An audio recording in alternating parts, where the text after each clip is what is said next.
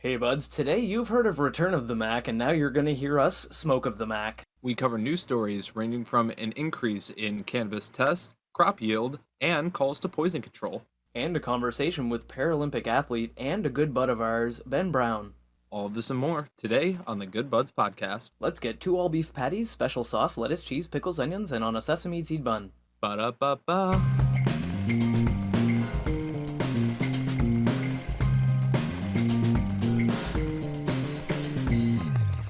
Welcome to the Good Buds podcast, the show where good buds smoke good buds and talk about them. I'm Curtis. I'm Shank. And this is episode 39, airing Monday, May 31st, 2021 on Spotify, YouTube, Anchor, Google Podcast, Apple Podcast, iHeartRadio, and many more. Thanks for joining us. Before we start, I'd like to thank Lumenspot and My High Shop for sponsoring this episode. Check out their links down below in the description, and we'll talk more about them later. So Curtis, how you doing today? I am doing all right, Shank. I am doing all right. Had to Nice. do a little bit of work this morning, but got through that. Super nice, easy day. And otherwise, I've just recently been getting a lot into Mortal Kombat 11 again recently. Nice. The Aftermath storyline, or Yeah. story missions, whatever, again, new watching- DLCs. Watching the movie 100 times has rekindled some old feelings. That as well. And then after watching that, Facebook does its whole, we're listening to every word you're saying, so he started recommending me watching gameplay of people playing Mortal Kombat. So I'm like, you know what? Fuck it. I'll just start playing it then. Yeah, better than Screw it, watching I already people own the game. play it. Yeah. Exactly. Nice. So I've been having a lot of fun with that. But how about you, Shank? Man, I had a wonderful day today. It was beautiful. Did my usual running around that I always enjoy doing on podcast day. I spent the whole day kind of like looking forward to getting on here and recording. I practiced some things on guitar, actually. I haven't really touched my guitar much recently. I've been so busy with everything else going on. I picked up my guitar earlier today, and I was putting around on it and just playing a few things, writing a few new riffs. It was a hell of a lot of fun, like something I don't do nearly often enough anymore. So it was nice. Good. It was a good Nice. change of pace. Always nice to be able to sit back and be able to have some free time, do some stuff that you actually like to do. Yeah, I know, right? Like, you got to take time, especially during this pandemic. We're all locked down, right? Might as well take time for our hobbies, otherwise we're just gonna go fucking crazy. Exactly. I mean, Yeah. combination of hobbies and stalking social media. You're not wrong. Speaking of social media, I do have to remind the buds at home before we start the show to check out our Facebook, Instagram, and Twitter for some awesome behind-the-scenes content and some really funny shit that we post there regularly. Just go there, give us a follow, subscribe, whatever you got to do. Also, check out our Discord channel where we go on and have regular funny conversations. Right now, it's a little bit of a ghost town, but only you buds at home listening right now, jumping on that link downstairs in the description. You can change that by hopping in there, interacting with us, letting us know what you want to hear, what you don't want to hear, showing us your memes, and all the other funny shit you have to share. So, we'd appreciate it. Links down below, like I said before. Love to hear from you. And if you want to support the show, or even further than that, you can go to our Patreon page and you can donate there. We have several tiers that you can choose from, including behind-the-scenes content exclusive for Patreon and the ability to listen in on the show live. Again, links are down below, and if you do, you can join our other awesome patrons such as Isaac and Mr. Benji Bills. We love our patrons. We absolutely try to give you guys some good content, some good stuff out there, so it starts as low as $1. You guys can check the links down below, and we would love to hear from you, and thank you so much. But if you don't feel like donating, then, like we said, just like, comment, subscribe, share with your buds. Anything you can do helps. Absolutely, he's 100% right. We cannot thank our patrons enough for their donations, but we also thank all of you buds at home for listening to our show and for sharing this and everything else. So that's fantastic. We love you buds. And now let's get on with the reviews, Curtis? Good Buds Review, Good Bud. So Curtis, what are you burning today, brother? Well, Shank, today I have gone deep into some forest, and I have pulled out Jungle Mac. Ooh. That offensive. So, Jungle Mac is a hybrid strain, and it is a combination of White Fire and Miracle Alien Cookie, which haven't really heard too much about that one so much, but it does come out to Jungle Mac. This was grown by Fuego Exotics in Michigan. Muy fuego. Muy fuego. Caliente. And this strain is very interesting. It's a natural-looking, very fluffy nug. It's not very dense at all. In fact, it actually kind of looks like this little, bloom that you would kind of find on, little bushes or shrubbery or something like that. Yeah, like a springtime bud. You would find it on a shrubbery. Shrubbery. We are the knights who say nee. Nee. And this is a very niche color mixture that it actually has here. It's a very minty light green combination, as well as vibrant shamrock shades and small specks of this darker and bolder emerald that kind of comes through. Your description reminded me of shamrock shakes, and therefore it is automatic win. I would agree to that. On top of this, there's also these nice clusters of reddish orange hairs that kind of just follow the curvature of the nug itself, kind of spread out evenly throughout with it. And it has a crystal coating that is noticeable when you're up close to the nug or when you're shining direct light onto it. Other than that, you don't really see too much of it. It's kind of like a camouflage little, wait till you get close and then surprise, sparkle. Boom. Pocket glitter. Exactly. Pocket glitter. And it's showing these small bumps of keef just all around the edges. Very nice, very consistent all the way through. And as for the scent, okay, I'm sorry. Not really. So it's a very potent, clean chemical scent. It has very good tones of citrus in there as well that give it like a very lemon pledge kind of aroma. Mm-hmm. It's in a good way, by the way. It's not like chemicals like this is what it was grown with or something. Like it just smells very clean, very like that, essentially. Yeah, nice. It does have these slight tones of berry fruitiness at the end of it, and this becomes more predominant when you grind it up, obviously. A lot more of the berry scent comes through as opposed to the citrus or the clean scent. I would honestly use this as a Glade wall plug-in or try to get this as a scent from Yankee Candle. Nice. If any of those companies want to sponsor us, let me know, and also make weed products. Yeah, hit us up. But it's fantastic all the way through. I can't wait to try some, and that is Jungle Mac. But Shank, what is it that you are going to be smoking on for us today? So today I am going to be smoking on Yo Strain's daddy, MAC-1. Oh, damn.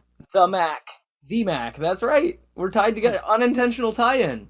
Yeah. It works. Hell yeah. Yeah, it's amazing, man. I actually picked up this strain. I saw you were like, yeah, I got this Jungle Mac and everything, and that was echoing in my head. And when I was at the store picking up, I looked over and I looked down and I saw a strain from Edison Cannabis that said MAC-1. And I was like, okay, is that like MAC-10? Is this going to blow my head off or some shit?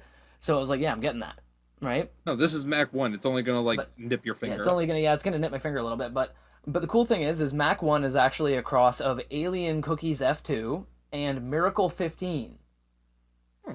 Yeah, so it gets Miracle Alien Cookies. Yeah, Mac. Okay, that makes sense. It's also known as the Mac. And this phenotype was grown by Edison Cannabis Co. Fun fact about this strain, it's actually a very exclusive strain. The company that originally bred this strain and grew this strain are very selective about what companies they allow to grow it. So that's really, really cool. If you get your hands on this, you know that the company that produced it passed all of their quality control regulations to be allowed to grow this strain, which is sweet. I mean, I assume all Canada is kind of like that. All cannabis does, but they're more exclusive. They're very picky about which companies they let grow. They're not just kind of like anybody on the they're not like anybody on the internet can buy our seeds. Like you need to apply, but it's really cool. The color of this is kind of weird though, because it's really dense, very tight looking nugs that look really smooth and clean. They look very well machined, well grown, very well trimmed. And overall they have very little amounts of red stigmas around it that accents a little bit, but not really thick and noticeable. But it's really weird because everything has a muted quality to it. Like the nug itself looks like it's behind frosted glass, or hiding behind a shower with the frosted glass or whatever, because it has a really muted quality to all of the colors. But the reason is that it's literally covered from stem to top with a super decent layer of crystal that's so tight that it makes it look like frosted glass. So it's muted in color, but for the best possible reason to be muted in color. It's like if my weed's gonna be colorless, I would like it to be because it's covered in white crystal. So it's basically like another one of those made its own moon rock strains. Pretty much, yeah. It's just you look at it and it's got its own nice thick layer of crystal over the outside that's it makes it look frosted to the point where the colors are muted. You could tell it would be a really nice olive/jade kind of green, but the white crystal over the top of it makes it look completely 100% white. Nice. But the smell of this stuff, man, the smell... Oh, Man, I like that. It's got a very sweet and smooth, like cheesy kind of scent to it, but not really like a cheese wheel, more like a cheesecake. You know what I mean? It's like got that kind of Yeah. sweetness of the cheesecake. And it's got a noticeable berry aroma that punches through, like the overall cheesy scent, with a noticeable kind of sugary candy quality to it that I love. Like I love that kind of candy. Like you smell it, and it's got like the like when you're standing by the bins full of bulk candy, if you've ever been by Yeah, of those, like yeah, that course. smell, like it gives me that scent, and I love Before it. they got rid of them in Oh, supermarkets obviously, because everyone kept Rona spitting in them. and Rona. Obviously, it's a bad idea to have them anyway, even if they Oh, they didn't get rid were. of them before that. But they got rid of them for other reasons. But it's probably good that they did because my God, but just bad idea. But it smells like those, and it's got a bit of a dieseling kind of cushy smell underneath the inside that it sticks to your it sticks to your sinuses after. And it adds a little bit of extra noisiness, you know, like that little bit of a like cushy kind of diesely scent on the back end. It makes it smell pretty good. So the MAC-1, man, it's pretty cool. Like you know, one of your parents' strains a year of the strain you're smoking, the Jungle Mac. So that's fucking awesome, man. Like, Uncle Mac's just sitting there like, oh wow, it's the return of the Mac. oh Oh, yeah, don't lie to me. see, but you said you would smoke all of it. You're high as me. All right, Anyway, but yeah. So no, I'm really excited to smoke this. Like I'm super stoked. Before we do, I do need to let the people at home know that they need to be checking out these nugs on Instagram because when we're talking about them on our YouTube video, which they should already be doing, they're floating behind our heads and they can see these nice strains of nugs as we're talking about them and describing them. But if they don't want to do the whole YouTube thing, they can go to Instagram at Good Buds Podcast where we post pictures of all these strains we smoke weekly, as well as behind the scenes content for them to check, and they should give us a follow while they are there. love them. We also post a couple memes, stuff like that. And if you want a little extra content, you can check out my personal Instagram over at Good Buds Curtis, where I take a couple bong hits and do some behind the scenes editing work on the YouTube videos. That's true, and those bong hits are absolutely massive. And if you want, you can check out me smoking some joints and doing some miscellaneous weird shit over on my Instagram at GoodBudsShank. Make sure when you're on our Instagrams, you just click that follow button, like I said, because you'll get notifications every time we post some really cool shit. Uh, Exactly. so speaking of really cool shit, this bong, I have that bong too as well. Well, not that bong, but I have this bong. you have a It's right bong. here. It's also packed. I'm ready to go. Yay. Look at us being prepared. Exactly. As you're reaching around trying to find your lighter. Yeah, where's my letter? Fuck. We're so prepared. Yeah. See, it's funny too Anyway, because I have but like 3 letters around me. I needed this one. I wanted my green one. This one, there are many other like it, but this one is mine. Yeah, so true. The other ones are all So, stolen from my friends. so we gave you buds enough time, hopefully, in that little banter. So hopefully your bongs are packed, your bowls are packed, your joints are rolled, your blunts are rolled, your vapes are ready, your rigs are ready, and your edibles are already baked because, come on, those You have take like lots of fucking time. an hour or something. Lots of time. Exactly. But with all that being said, let us get ready to blaze it. Tok tok shkaboke. Toke smoke.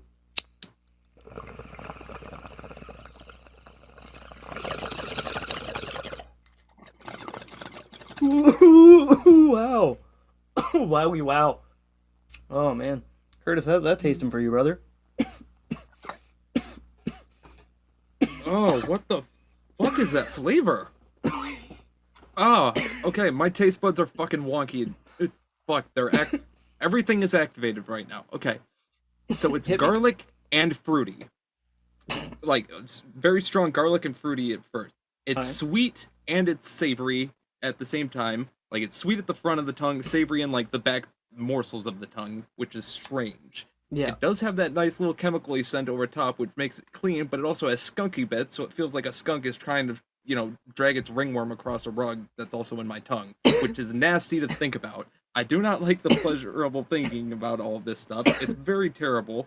All in all, the smoke itself is not that bad. I do not feel my lungs. The base of my head is numb. My birds are chirping, and I'm pretty sure I just came. All in all, about a 7 out of 10. Perfect score.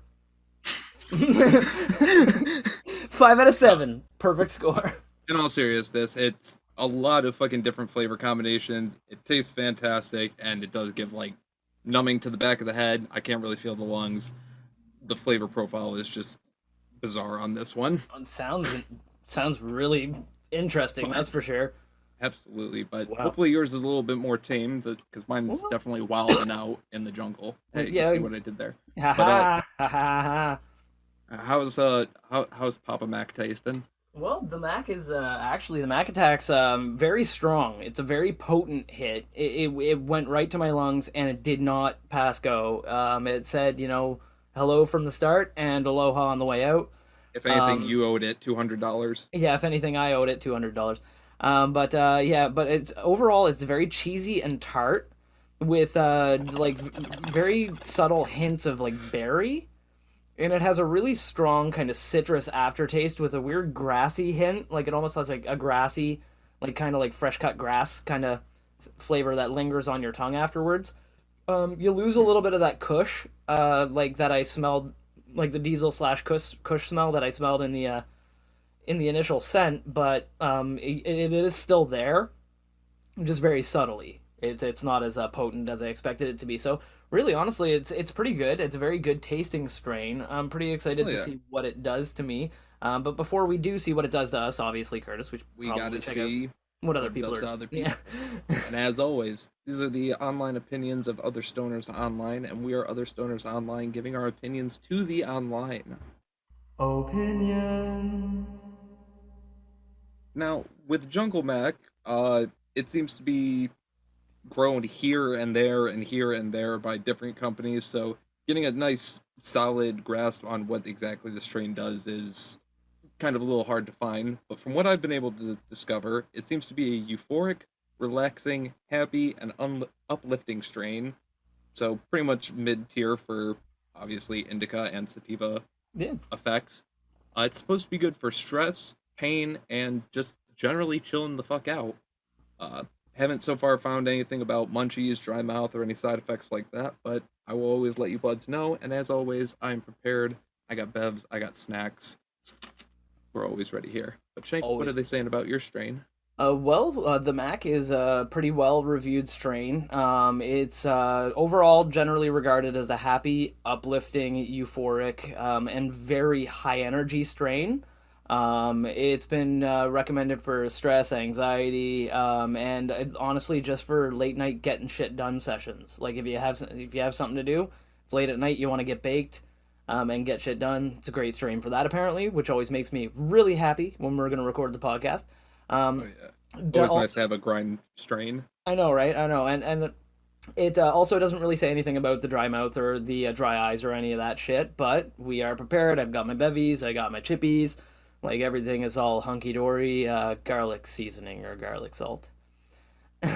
Garlic powder. Garlic powder. That's the one. You That's the dip. one. I'm a fucking idiot. But speaking of fucking idiots, I rolled a really good joint. That. What does that have to do with it? I get it. It's because we're Because fucking I'm idiots. a fucking idiot. Well, I also have a Thing. joint rolled right here. And All right. as per tradition, we're going to do a nice little dry hit taste test, ASMR, and try to get a nice little flavor profile before we actually light these joints. Good Buds ASMR moments.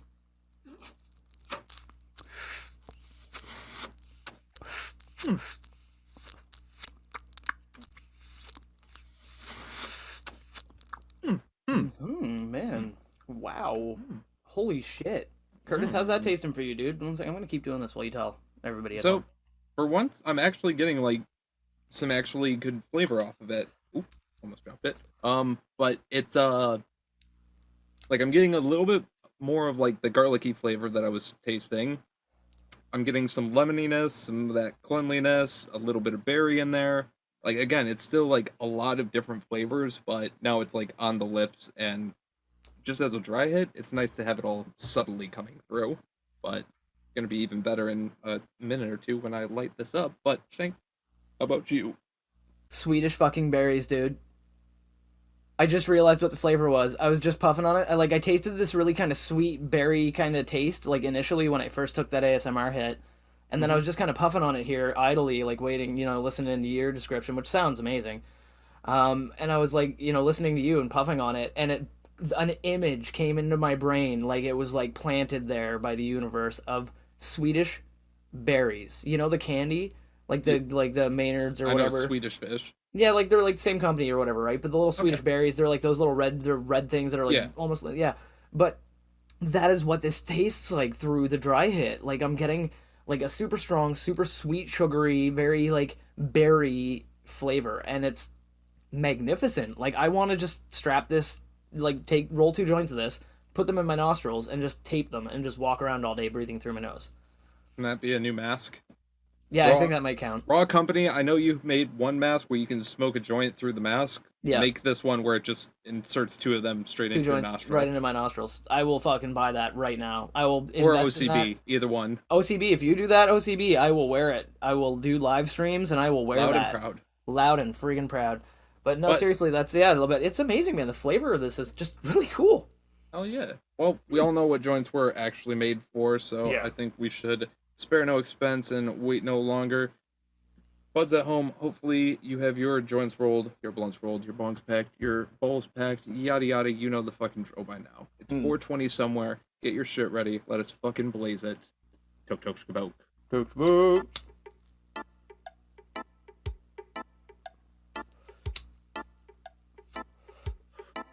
Oh my goodness. Ooh, ooh, ooh, ooh. You already know what I'm gonna say, man. This is fucking delicious. This is, I'm a joint man, but I feel like a non-biased opinion of the strain is it is really, really good through the joint. It tastes very good. The flavor profile changes a lot. You get way more berry and shit through it. So it's fuck yeah, joint weed. Mine is literally just a smoother version of what you would normally hit through the bong. Fucking, it's still just a mix of crazy flavors. Fucking, it's still fucking delicious. I'm liking it. It's nice, it's smooth, burning nice so far. I'm getting more of that diesel hit too, off the plume smoke that comes off the tip after I take my hit and just kind of goes up my nostril. I'm getting more of that diesel scent too, which is really nice.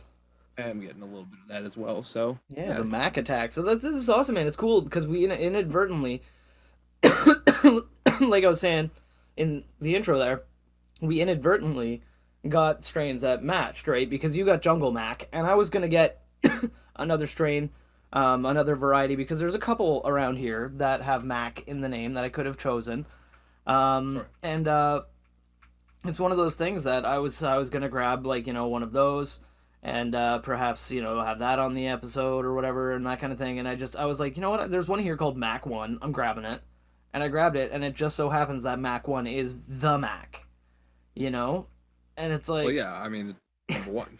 yeah, no, I was like, but yeah, but I mean that's the thing is a lot of the time people add a number to it because it's like The fourth not batch or the like it's like sixth yeah it's batch or like the eighth. some weird crossbreed of that strain or whatever or like the club but it's like legit Mac 1 is the first Mac. It's what it's the the Correct. miracle alien cookies and like and then you're like, yeah, Jungle Max miracle alien cookies and this, and I was like, fucking yeah, all right, like it's Um, awesome.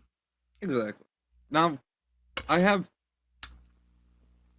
This is a good question for the buds at home, and this is the question that we would like you to comment down below or let us know on Discord or whatever. Yeah. Let us know the answer to it. For this week, I want to know what is your favorite family of cannabis as of right now? And by family, I mean, is it the cookies? Do you like the Kush? Do you like the OGs? Do you Oh, like are you a member of the Kush Clan exactly? You or know, the Cookie Brigade? do you like the Max? Do you like the Runts? Gelato? Like, what's the general scheme that I'm on the you Dream are most Team. family? Uh, we know that you're on Dream Team. I'm on the Dream Team. Yeah, Dream. Anything with Dream. Like I love Dream strains. Like anything with Dream in the name, man. Mm. Well, I mean, I'm in the same boat Yeah, it's with true. you Actually, actually. yeah, So you are. Yeah, we're because you're. both in the Dream Yeah, we're Team. both on the Dream Team. Yeah, we are both on the Dream Team, which is really funny. Because both of our favorite strains are indeed on the Dream Team, which is really funny. Exactly. Not revealing them yet, but Not gonna hey, let you getting buds know closer. yet. If you Um, buds really want to know, but remember to like our shit so that we know that you want to know. because I've also noticed that even though a lot of growers obviously spread and stuff, a lot of them will tend to stick with a lot of similar families at first until they really start, spreading out. So Blossoming. exactly. But I'm tisk. A very popular one that I've seen around that everyone starts with is usually Gorilla Glue. and Hmm. then from there you can usually make like 24 different fucking variants and shit Oh, like that. Chemdog as well, man. Chemdog is one of those ones that Oh yeah. people have been taking Chemdog and like crossing that with everything lately. Oh yeah, Yeah, I going have seen a crazy. lot of that too, where it's been a lot of newer strains being crossed with I guess you would say the OG strains for like Yeah, Hindu and Afghani and yeah, yeah. shit like that. Like fucking the OG Kushes and shit like that. Yeah, Hmm. the strains from back in the day like Bubba Kush and like Right. all of those. So I love saying Bubba Kush, even though it's not one of my favorite strains. It is. I do enjoy it, but I just like saying Bubba Kush. It's like so fucking fun to say. Which Bubba Kush in and of itself, even though it's a member of the Kush family, has spawned its own family off of that. So now you have the Bubba Yeah, yeah, family, which is a yeah, very small sub-family. But yeah, again, it's very interesting how this cannabis yeah. iceberg family tree type shit It's works. true, but That's you why I buds love should let us just know. Yeah, like let us that know down in the comments though. We really we like to would love know to know. what But you yeah, buds that's why I feel. love just going on Leafly a bunch of the time and just like following family trees back and just I like, know, oh, yeah. where does this one go? Where does this one go back to? Yeah, you're like, oh, Yeah. this strain is these two strains. Let's go to these two strains. Oh, these two strains are from these two strains. Oh, that's cool. Wait, these two strains are actually a different name for this one strain. Oh my god, it went back. What is this from Al? Oh, I'm not gonna Right. finish that. I don't want to be offensive to any of our listeners if they are from any specific areas that are known for regular incest. Roll God, Tide! Sorry, go ahead. Fuck. Sorry, but no, it's oh my god, but no, it's you know what? Let's cut to commercial. Hey everybody, here's Mad Spot. commercial break. Do you like fashionable and unique clothing? Do you like things that shine super bright when exposed to light? Do you like discounts? Do you like advertisements that ask, do you like, over and over, knowing there is no direct way for you to answer back?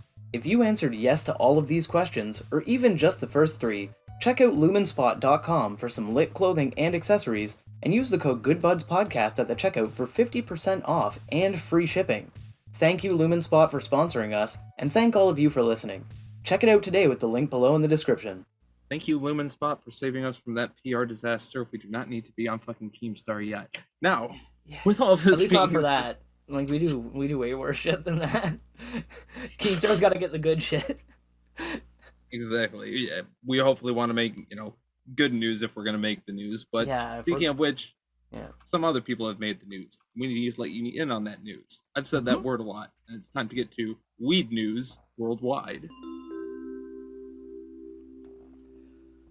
So, for our first news story of today, it's going to be absolutely fantastic. What we're going to be talking about is weed tests. Yay! I've passed every Yay! single one I've ever taken. Yep, P tests. So essentially, there's a big issue going on right now in the United States. A lot of U.S. workers are getting positive marijuana tests or cannabis tests. I apologize for the nomenclature, misnomer. But a lot of tests are being done, which makes sense, and a lot of them are coming back positive, which also makes sense. Um, Right. so essentially, the coronavirus pandemic shook up the U.S. employment picture last year, made everything all kinds of fucking weird. But one trend that was on the rise kept being on the rise, and that's workers who test positive for cannabis use. Now, essentially, what ended up happening here is they did some diagnostics, they did some tests, like they keep track of this shit every year, right? So essentially, now overall, the percentage of working Americans that tested positive for any drug was 4.4%, which is not bad. That's actually way better than I thought. I thought it'd be Right. closer to 50%. But Well, the other remember that's only jobs that actually drug test you. that's you are 100% not wrong at all. That's so essentially because cannabis usage has become more legalized in more states, and recreational use and medical use is getting more and more common and more popular. Employers in those areas that test for drugs, which basically most often they're new hire candidates, as part of like random testing programs or basically following some kind of accident. So, like, when they hire you, they'll drug test you. When something happens, like someone gets ran over with a forklift, they'll drug test everybody involved just to make sure they weren't baked out of their mind. And blood alcohol, obviously, to make And sure blood they weren't alcohol, drunk. obviously, because that's highly more likely. Getting injured from alcohol related events is way more likely. So they'll test all of that, and also if they just do random testing programs. So I know that a business around here, at least one, I don't know if they still do it, but years ago, an unnamed business around here that's a larger business that manufactures things on a large scale used to do random drug testing, and what they would do is just get everybody to pee in a cup, and if like X amount of them came back as positive, they would pick out individual people to drug test. So if like they did the test and there were like say 30 Anonymous. employees, yeah, it's anonymous, but Right. if like say like 10% came back positive or something for drug usage, then they would pick out those that random people to do drug tests on a more controlled group, like a smaller Right. group, and then like and that kind of thing. That way they weren't essentially they couldn't an employee couldn't say they were being singled out because they suspected Um, drug use, right? right. Which makes sense. It's a So good way for the company to cover its ass, and it's a good way for employees to get enough time to buy some of those weed be gone kits and start draining that shit out of their system before they start doing the more pointed tests. another reason that this is pretty ridiculous is also the fact that obviously a lot of people are kind of at home right now because Yeah. of COVID and Oh, big time. pandemic and stuff. Yeah. A lot of shit's work from And home now. Yeah. and not to mention there are a I lot am. of people who are just like, hey, we're hiring, fucking nobody wants to work and stuff. I'm not gonna get on spiel of this, that, yada No. yada. But the Pay point better, is but either way, go ahead. the point is a lot of people have just been sitting at home smoking a whole bunch of pot, shit like that. You really think they're gonna come in and you're just like, hey, thanks for coming to work here. We're really desperate for workers. We're also gonna drug test you. I know, right? If it comes back positive for weed, then we'll see what happens. See, now I would understand if a But they business are wanted to drug test to weed out other drugs. Like if they exact. ignored I was cannabis, if cannabis came up positive and they literally ignored that because they're focusing on other more important things like opioids and shit, that would be then okay. I was just about to say the same thing. That would be completely Yeah. fine in my book. They're just like, all right, you smoke pot, cool. We'll keep it noted, but as long as you don't let that affect and you don't do other drugs, you're good right now. Yeah. As soon as cannabis affects the job, which it shouldn't, you should be responsible, obviously. Be a fucking adult with your cannabis Absolutely, usage. and they did say that the people did say that federal and state data indicates that drug overdoses and abuse have risen during the pandemic. Obviously, because more people are at home. It's the same as lumber prices, people. It's not because the wood companies have some conspiracy. It's supply and demand. You all really want it because you're doing projects at home. They want to charge you as much as they can for it. Simple. But it's the same with this, right? They're doing drug tests, and like overdoses have increased. Usage has increased during the pandemic. So when these people get jobs, when random people get jobs, there's going to be a higher percentage of those people that did recreational or medical drugs while they were on pogey or on leave or whatever. And And we're gonna so see yeah, yeah, we're gonna it's see this gonna ripple effect see for yeah, a little bit. absolutely. And they also the Quest is the company that did the tests, like that did the study on behalf of employees, right? And they said that they did not take into account the rise that the federal government, like the state and federal government, put out. They did not take that into account during their processing because many overdose victims likely weren't subject to workplace drug testing last year. So, like, a lot of the people who did overdose more than likely didn't have a drug test last year because not a whole lot was going on last year. Right. Either they didn't Yeah. have a job at the time or some shit like that. There was no Or reason for COVID them was to or COVID was drug keeping them home or whatever, like that kind of thing. So they said they were regardless. taking that into account, but they were taking more statistics into account, and it's really interesting, man. Basically, it's one of those things where like the number of overdoses for like other drugs has gotten way higher. And like if you're on any of those drugs out there listening to our podcast right now, we love you. You can get help. Send us a message. We'll give you some like helplines or whatever that you can contact or some shit and have a conversation with you. But Absolutely. but yeah, like Cannabis is cool. Other stuff, yeah, yeah. straight up, don't do it. Just don't. And yeah, so because of that, a lot of people have been getting not good shit in their systems. Correct. Where's this story coming from, Shank? This story comes from thegrowthop actually.com. Or no, sorry, this one actually no, hold on. This story came from WSJ.com, which is the Wall Street Journal. Now there is a soft paywall. They'll ask you to either subscribe or to sign in if you want to read the whole article. You don't have But to. you don't need to. The gist of it is there. We literally broke down the most important parts of it that, people are doing more drug tests, so more drug tests are coming There's back positive. when you Like get into the website, there's just going to be a little yeah. thing. Just click the X in the Yeah, corner. just click the X in the That corner, you're yeah. good. Yeah. and then read the story. Yeah. So Exactly. links for that will be downstairs below. Links will be downstairs for you to read that. It is pretty interesting information, and if you want more information on it as well, you can also just, I'm sure if you Googled it, you would find some really cool stuff that gives you some more detailed numbers. Now, on top of other numbers and other statistics, we have a study here on my next news story that I'm going to go over. Oh, yeah. This story comes to us from painnewsnetwork.org, which kind of sounds painful and BDSM, but it's actually for good causes. So, the story that I have today is that cannabis poisoning calls have risen, particularly for children in the United States. Yeah. Now, this story is interesting, and as we were just saying before, obviously people are staying at home, people are trying cannabis if they haven't for the first time, people are leaving stuff around lazily a little bit. Humans are generally irresponsible creatures. Exactly, we're faulty. So, but a new analysis of calls to the U.S. Poison Control Center suggests that more regulation is needed of cannabis products to protect consumers, children in particular, which are always for the advocation of, be responsible with your fucking shit. Parents so they know to hide the weed up high.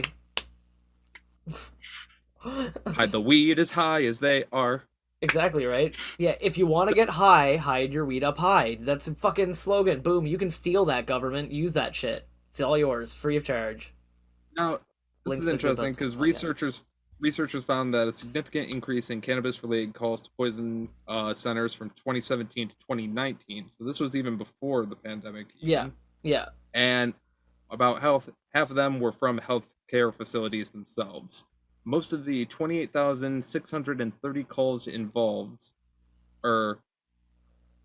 somebody who was ingesting cannabis flower or buds, and a growing number were from manufactured cannabis products such as edibles, vapes, and concentrates. Oh my god, my kid ate a whole bunch of edibles. What do I do? Get him a juice box and a bunch of cookies. He'll be fine. Exactly. Sit him in a dark room with a box of cookies and a juice box. Now, the calls were actually varied in their range of age. Some were elderly couples who, maybe partaked in a candy or something like that. Some adults who maybe thought they had too much and maybe had a little bit of cabin fever and just really needed to talk to somebody. I'm not gonna actually insert it for brevity, but that fucking phone call from that cop who had eaten those edibles that one time, and he ended up calling 911, and he's like, me and my wife are dying, we ate these edibles and we're dying. Me and my wife are dying, I need help. And they were like, what happened? And he's like, we ate some pot cookies and I think we're dying. But anyway, these cannabis related calls basically started racking up, including exposures, like we said, liquids, concentrates, and it's just interesting you said just straight up flour too, like people just straight up grabbed a nug and chewed on it. I'm not exactly sure on the wording of this website, whether they mean it was consumed by like smoking or if it was consumed like somebody literally just ate the pot. Yeah, because I'm not. Yeah, they might have smoked it. Who knows? Regardless, it's still interesting, and even more interesting than that is another news story I found in connection with this. Oh. This one, it comes to us from cbc.ca. News link for that is also down below. Not only are humans at fault for consuming cannabis, we also have to think of the doggos. Not the doggos! Because more dogs accidentally consuming cannabis, as a U of G study shows. Comment down below if that dog commercial made you cry harder than the Starving Kids commercial.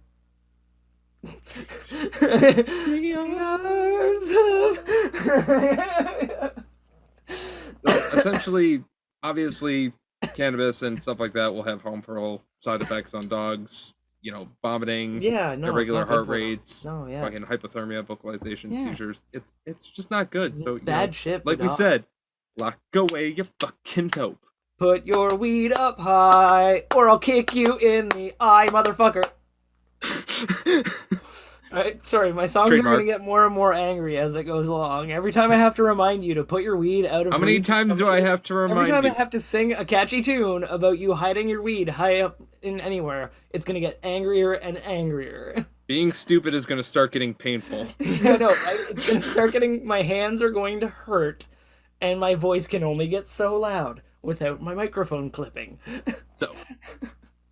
Uh, researchers essentially were examining, essentially dogs who were taking Yeah. these. There was multiple other calls for Yeah, veterinarians well, and stuff because like dogs that. like to chew through packaging and shit and everything. They like to chew Of stuff course, they like to chew too. everything. So, and obviously more natural looking things than gummy bears and stuff like that. Yeah. Well, their hands are their It's all mouth, just right? so So they're checking it's it out. all it's all just what they Flavored, want to see. flavored, So colorful things.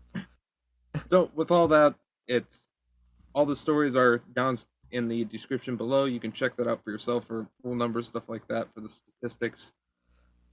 And that Yeah, is about it for this news like, story. but honestly, like that's crazy, man. Like like I said, just hydroid your dogs, or you're like protect your dogs. If you're not gonna do it for your kids, do it for your dogs. It's like that ad that was like, if you're worried about forgetting your kid in the back seat, just put something important back there, like your purse, as if your child is not also important and in the back seat for you to remember. I don't want to give my kid my fucking purse. You're gonna steal my goddamn shit. Take my goddamn shit. Kids are little thieves. Not to But mention they have their own iPhone. Do you know how much they're gonna spend on like fucking Fortnite V-Bucks or whatever? you know, They'll figure it probably out. like a lot, an awful lot, like a So, metric shit ton. Actually, anyway, you know what? A metric shit ton. Speaking of a metric shit ton, you know what? There's a metric shit ton of what's that? the thing in my next news story. And this article is from The Growth Op, one of our favorite news sources out there on the internet, covering cannabis news. And you can check the link down below. But there is a Canadian cannabis company. I love saying that. It's just like boppity boppity bop. That claims its plants can yield 980 grams of cannabis per plant. What? Yeah. So that basically, what was it? Doing some rough calculations. It's a shit ton of weed per plant, basically. Yep. So normally, so basically, it's a Canadian company that's headquartered out of Kelowna, BC, which is on the west coast of Canada. They claim that they recently harvested 980 grams of dried cannabis per plant, which is about 35 ounces per plant. Damn. 35 ounces per plant. Per plant. That outweighs like several babies. They got several born children's worth of several over average born children's weight worth of cannabis off of each plant. That's fucking wild. So basically, what they say is that under perfect outdoor growing conditions, a yield closer to 500 grams is usually what they expect, but they recently doubled that in their grow. And so it's really cool because you know how recently in our last episode, actually 38, we talked about the cannabis Canadian Colombia connection. Like yeah, like and so this is actually that was episode 37. Oh yeah, that was in episode 37, and yes, and it was the Canadian Cannabis Colombia connection or whatever. But this that was with floor growth. Yep, floor growth. Yep, and this one is actually a company called Allied, and their growing operations are also based in Colombia. So they've also gotten on the gravy train. Yeah, they've jumped on that gravy train, and it's actually really cool because they say that because it gets 12 hours of sunlight and 12 hours of night, all year round, like 365 days a year, it is an ideal place for growing cannabis strains under controlled conditions outdoors. And they get they have a really suitable environment for to grow cannabis at a large scale. Right. And so in addition to their yield, though, the cool thing is Allied also says that it's steadily increasing the cannabinoid percentages in its plants. So the THC, they're getting up to like over 29% THC per plant, and CBD, they have their strains clocked in around 25% CBD. Yeah. So these are some absurdly potent strains. Like these strains are wild, and they're growing fucking monsters. And not only are they wildly potent, but they're 980 grams. And do you know what this means, Curtis? What's that? It means my wish has finally been fulfilled because I always say I am a strict proponent and strict agreeer of genetic modification of plants because it's just basically cultivation. We're cultivating the plant to do what we want.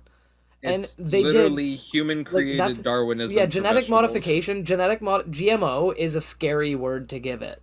That's a really scary term to give something that humans have been doing for a long ass time, which is changing plants to do what we want. The mustard plant is kale and fucking broccoli and a bunch of other things.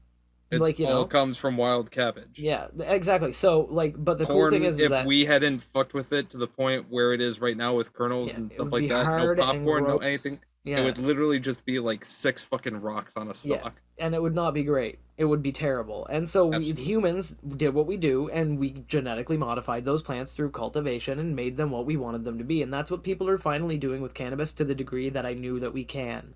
Because before they would always mix and match. It was like a Frankenstein bullshit before, but like Right. which is okay.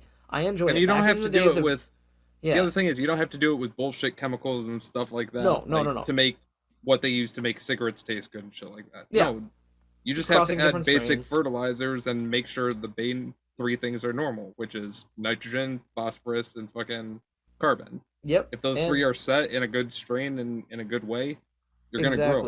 exactly. And what I found is that when illegal cannabis was prevalent, what ended up happening is that like you would get what you got. Like it's like the dealers would mix and match. They'd make new strains. They would grow new stuff. The suppliers would grow like, but it was always like a mashup. They were just taking two strains and being like, we want to try these two together, and then they'd breed them and they'd sell that, you know. And like, but now that scientists are getting their asses behind it, and it's not just some dude hanging out, which I'd like. Now, don't get me wrong. I know some growers that have grown their like whole adult lives, and they've are phenomenal growers, but like the scientists are hands down better at that kind of shit. If you get a botanist in a laboratory dealing with cannabis and making it They're better, gonna they're always going to do it better than they're, Cletus with his they're garage would gonna do do. it better than Ten Cletuses with his fucking massive Yeah. farm. Doesn't matter how And good. Now, Cletus is going to grow some good weed. Don't get me wrong. Not knocking Cletus. You grow some good ass weed, Cletus. But now, speaking of growing a lot on a farm, yeah. that leads us into our last news story of the day, and this one is a little quick one for you, buds. But uh, the story comes to us from krcrtv.com. Links are down below in the description as well as all the other ones. And this story Hashtag comes notice to our us. varied links this week. What's that? I said hashtag notice our varied links this week. Very varied, various.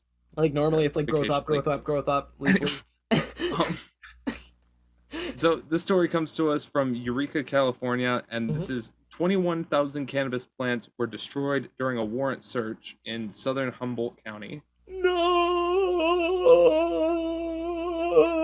I agree. It's a sad day because of the cannabis plants. As for the people growing it,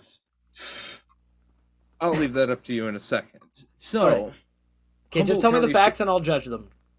Humboldt County Sheriff's Office of Marijuana Enforcement Team eradicated about 21,028 growing cannabis plants, as well as about 40 pounds of cannabis bud that was already grown, packaged, ready, and dried, and all that. And they destroyed it. On top of all this, a firearm was also located and seized on one location. Now, the reason I say one location, working with other agencies, this enforcement team, as well as other departments, served 5 search warrants for illegal cannabis cultivation.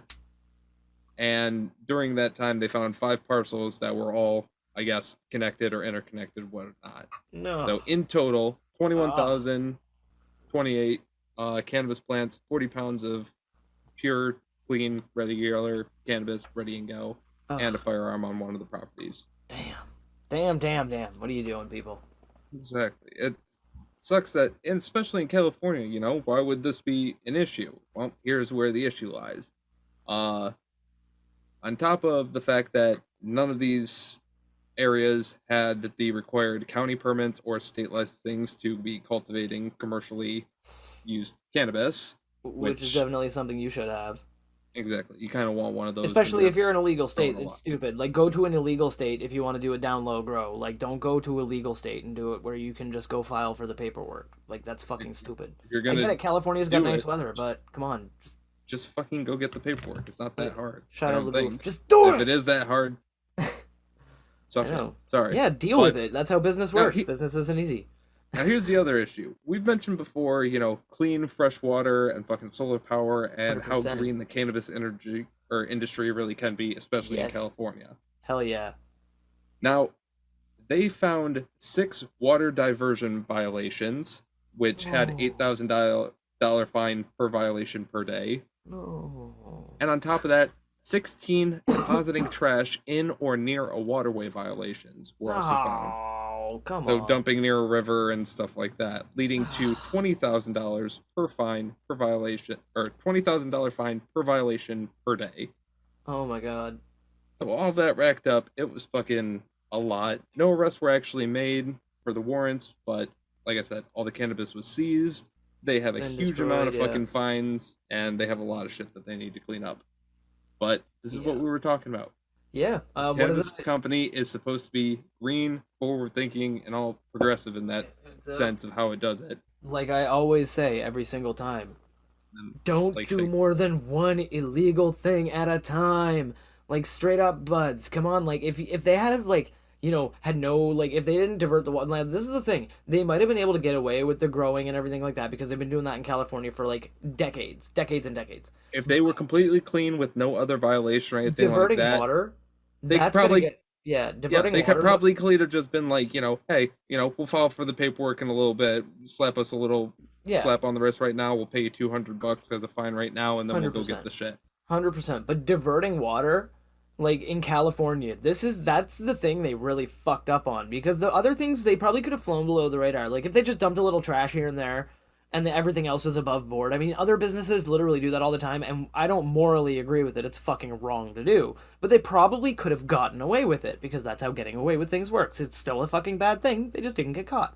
But when they started diverting water in California, which is having like really bad droughts and shit right now, and like having Not to forest mention, fires like mad, and and is like one of the most or ecologically yeah, and yeah, eco-friendly environmentally states. friendly. Yeah, they're like one of the most environmentally conscious states in all of the USA, and like to not properly go through the right channels, like no pun intended, water channels or like whatever.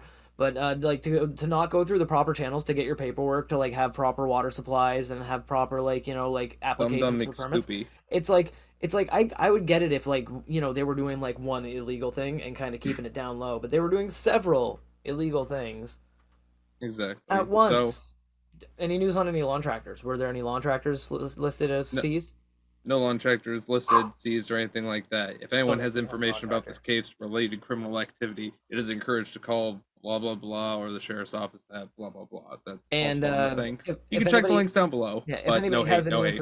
if anybody has any information about where Homie Lawn Tractor may be or who is holding him, please contact us below in the comments and give us your tips. We'll pursue them Dude, to the best of our ability.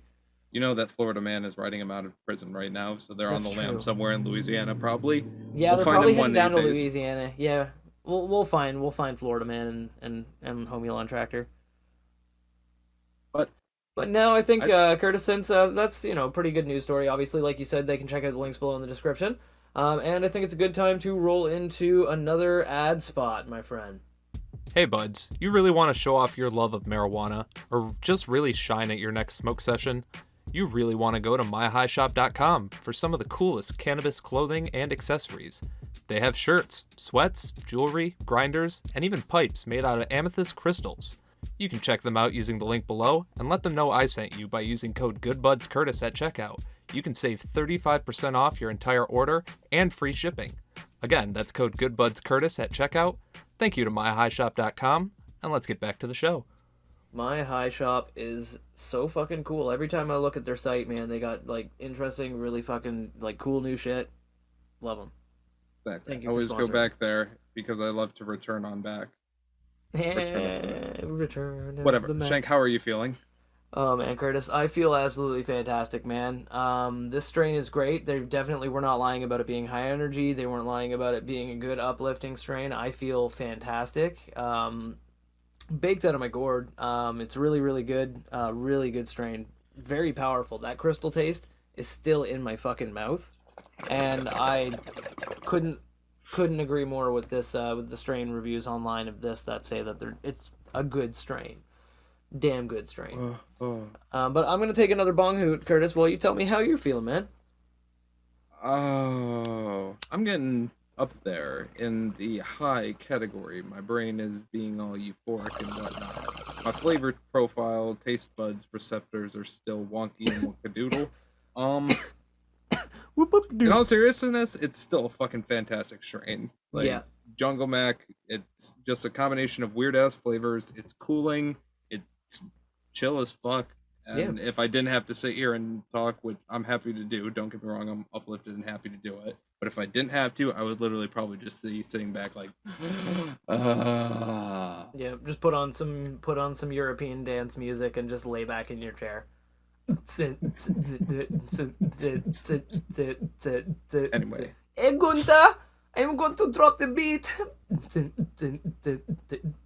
Anyway. While we keep on dancing, while we keep on rolling on into it, let us also roll on into a fantastic interview segment. Interview.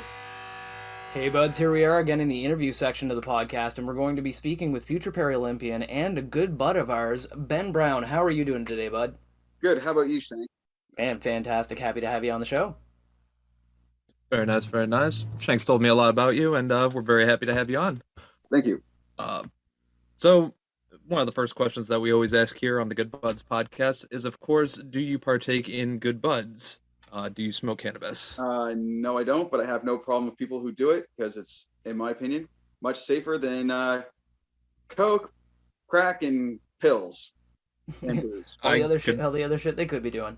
100% agree to that. And as we always say, you don't have to smoke weed to be a good bud. And obviously you got a lot of other stuff going for you, so it makes sense as to why you don't partake right now.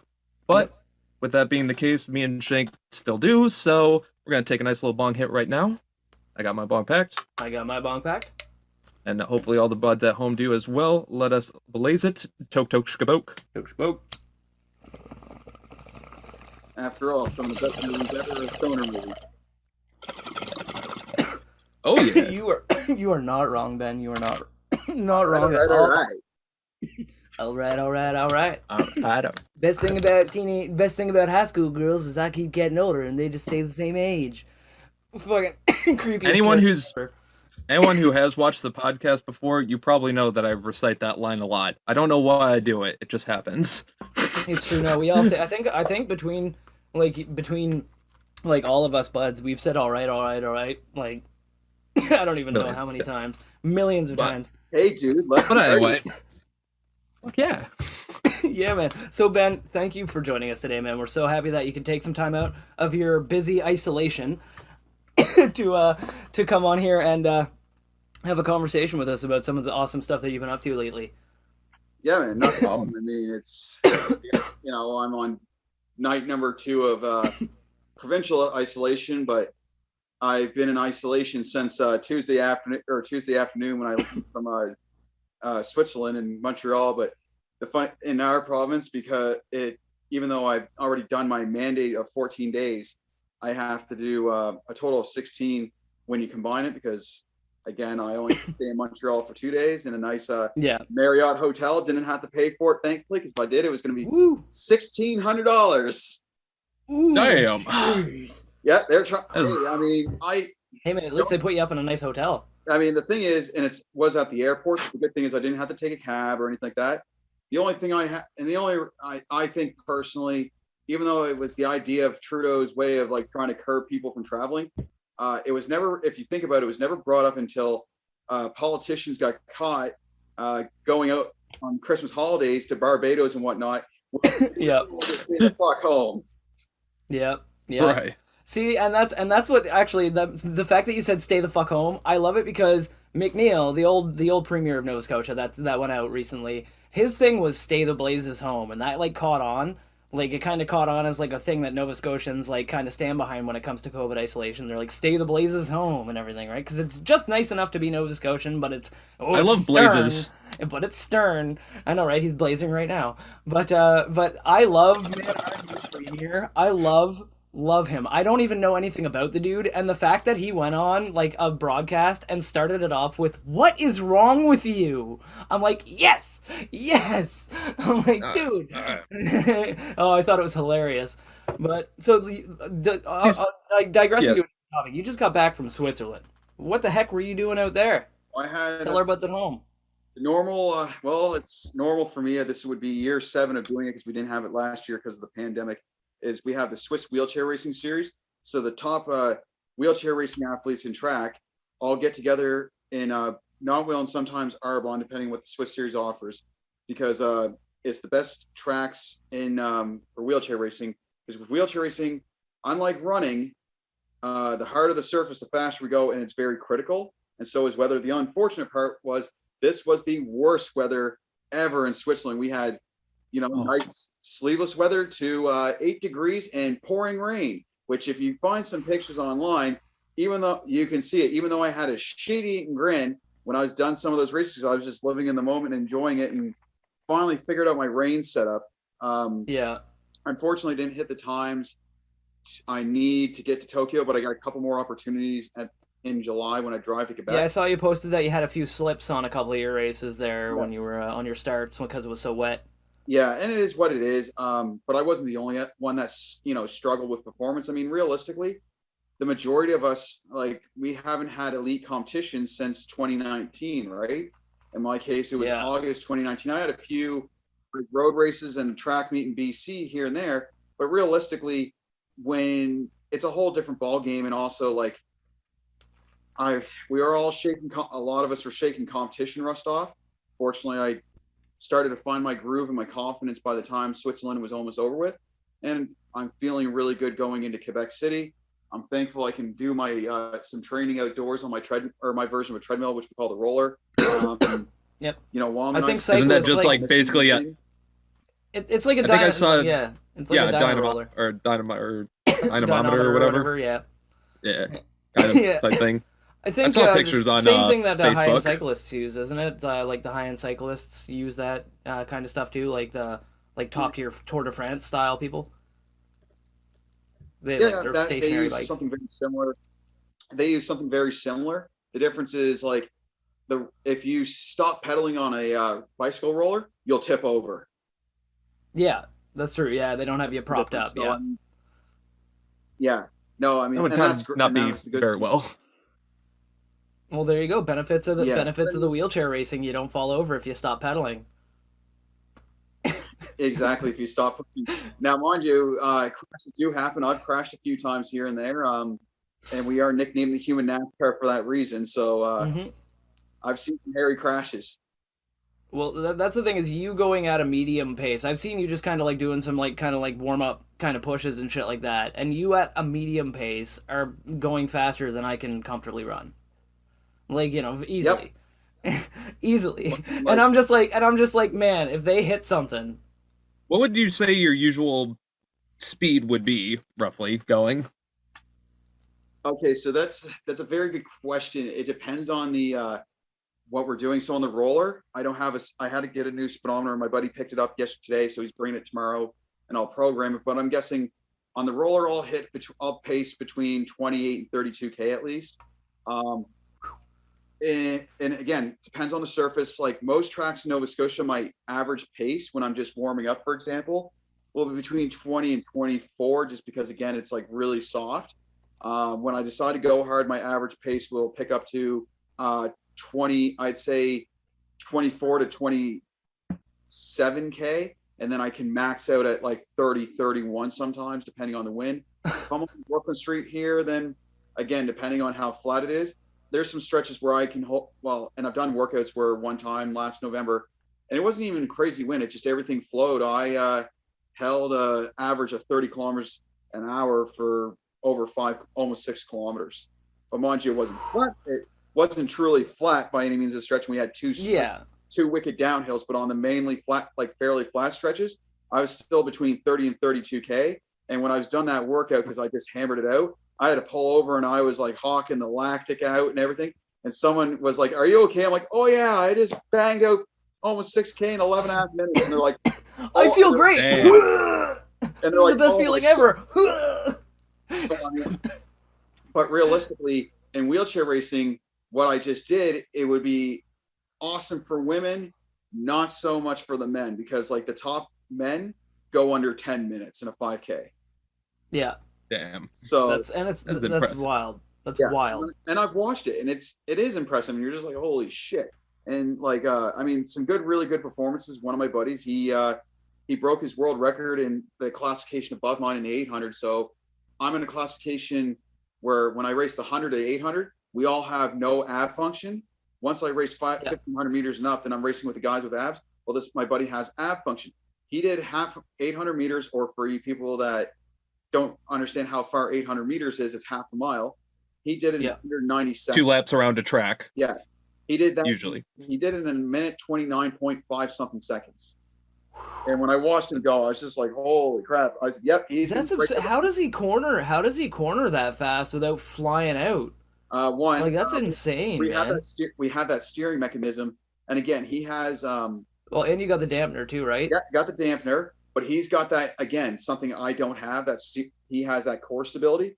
Now, mind you, his top end, and I learned that I was contemplating for Plan B for the next race chair to get a top end carbon, but almost everyone I've talked to that's tried a top end carbon or has one is out of modifier or go back to their previous chair if it's in good shape, because when you enter the turns at like 30 plus kilometers an hour, the front end twitches. Now, if you have ab function, great, you can kind of force it down. You can work with it. But as for me, when I just put on the OEM dampener I got from my buddy June, because getting parts for my OX out of Japan right now is not happening because they can't. And that works like that for the buds at home, just so that because they might not know, the dampener works kind of like a shock underneath your racing chair that stops it from the front end from going crazy, right? Exactly. And mind you buds at home should really Google one of these machines. They're more like fancy bicycle type things that hold you intact as opposed to a wheelchair that you would normally think of.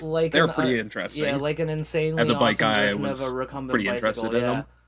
Like, and mind you, I think on the last day of Switzerland, I could have definitely hit some personal best times. If it wasn't for that, I thought my steering issue I've had since the fall. I had to get a different dampener from the UK because my original one was worn out after almost 3 years of use, and I mean, wear and tear, right?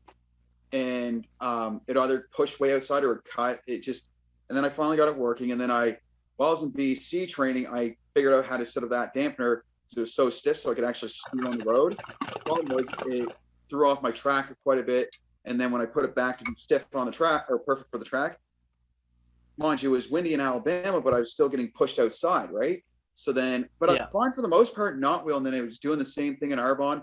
And I realized after the 400 meter on Monday, I was like, yep, this is too stiff. And because my buddy who works with the owner of Dynalite, he basically helps him design and test all the parts. Richard will admit, like when he's building, like helping set up all these parts for the market, he tends to forget that he has a ton of function, and athletes like myself may not have that function. So the problem when you have that less function, if you have a ton of function, you can make things, you need more stiffness, you need this and this and this.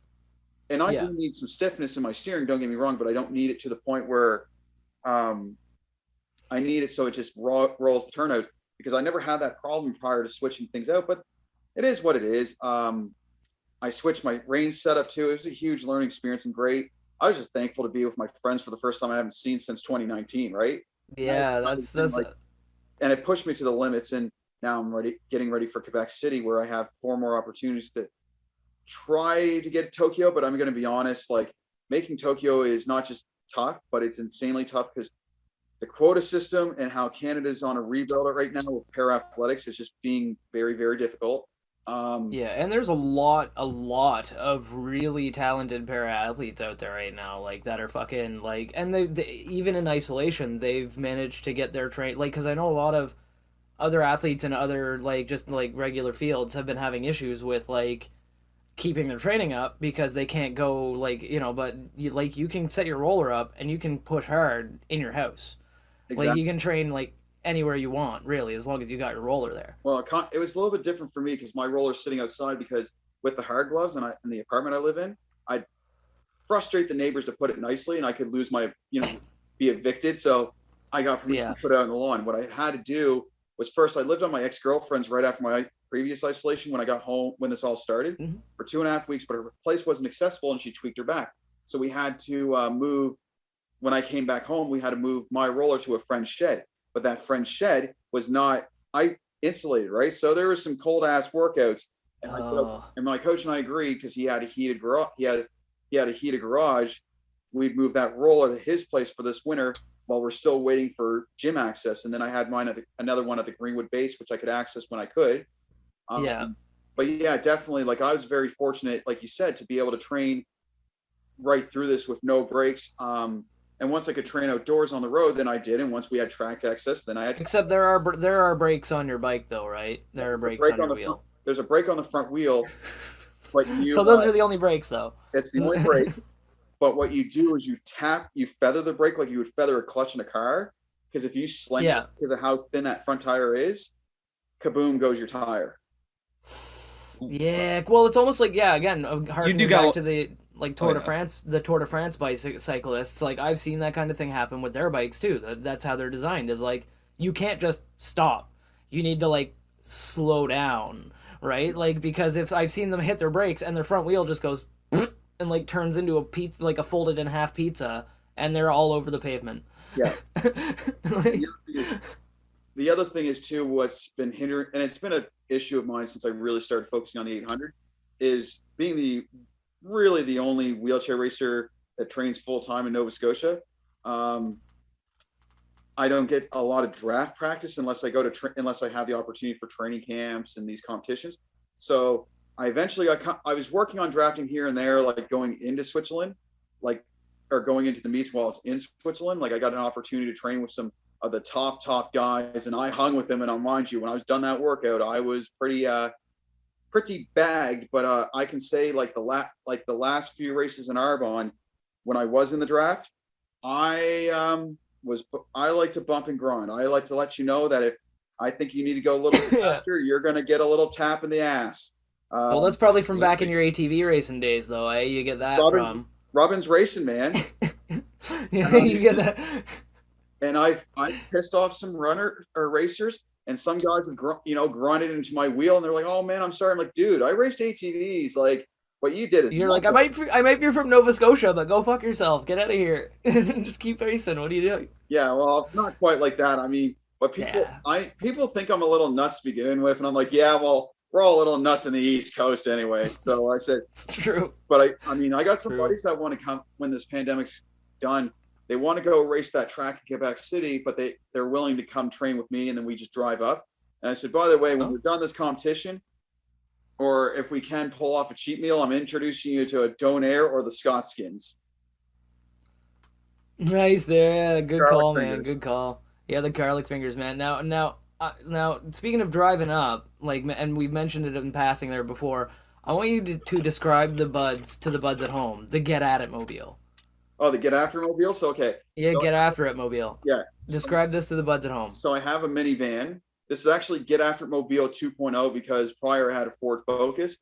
And on the side is a picture of me training with all the sponsors and all that stuff, right? So, like I said, it stands out like a sore thumb. Very recognizable. And then I just drive with my hands and away I go. And while I was in BC, I bought a pair of clip-on hand controls for a rental car through Amazon. I try to stay away from Amazon as much as I can, with the exception of Prime. Yeah, fuck Jeff Bezos. If I can't get it around here, then I have to go through Amazon. It's just fact, right? And I say the three best purchases I've ever made on Amazon was my massage gun, those hand controls, and the massage cuffs.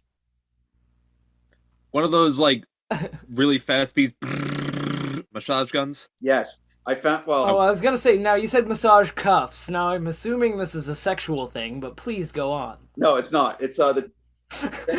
I'm intrigued. So, if you watched the Rio Olympics and saw Mike Phelps look like he got a bunch of hickeys and all these bruises... Oh, hell yeah. It's those. It's like, so what it does is... Oh, the cups! For the suction therapy. Yes. Yeah, it's when the things suck on you to get you to feel better. Yep, so I did a cupping this morning, actually. Been there. I can only do my arms and my chest. That's kind of the kicker too. Is like I'm overdue for some treatment, and I got treatment lined up as soon as I get out of isolation. And I need and now that we can get haircuts, that's the next thing. So then when the summer comes, I'm not dying in that hat. No comment. No comment.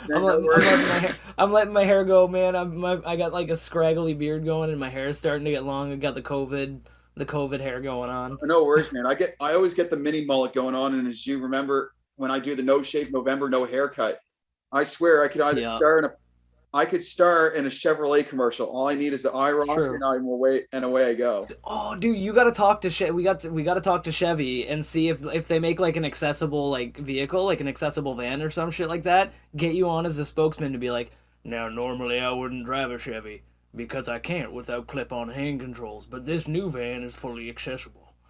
Like fucking like you could, man, that'd be amazing. The branding writes itself. Oh yeah, but 38 Hemi in the front and plenty of room in the back. oh yeah. No, I mean, Yeah, the ladies love it for the after session suction therapy. And hey, Shank, you know my metal or what my taste in music is, which is metal. And Oh yeah. And the funny thing is, when I'm at concerts, right, I still, even though, you know, it's legalized in Canada, every time I smell it, I still move because concerts typically are during track season, so I can't. Yeah, really, you gotta be safe. Gotta be safe, and it's like You gotta be careful. And funny enough, when I went to Heavy Montreal, oh man, Yeah. At one point I just said, screw it. If I'm not gonna fail likely, and I am not missing this mosh pit of Anthrax or Slayer just because I can smell. And worst case Ontario, you could always tell them that you were at a metal show. You could be like, listen, like the levels of that test show so low, like they're so ridiculously low. The only way I could have gotten that is through secondhand contact, and I know exactly where it happened. Like you know, like. But it's just yeah. So here's the funny thing, like in Canada, you're only allowed 600 nanograms in your system to drive. Yeah. As an athlete, we're only allowed 300 nanograms.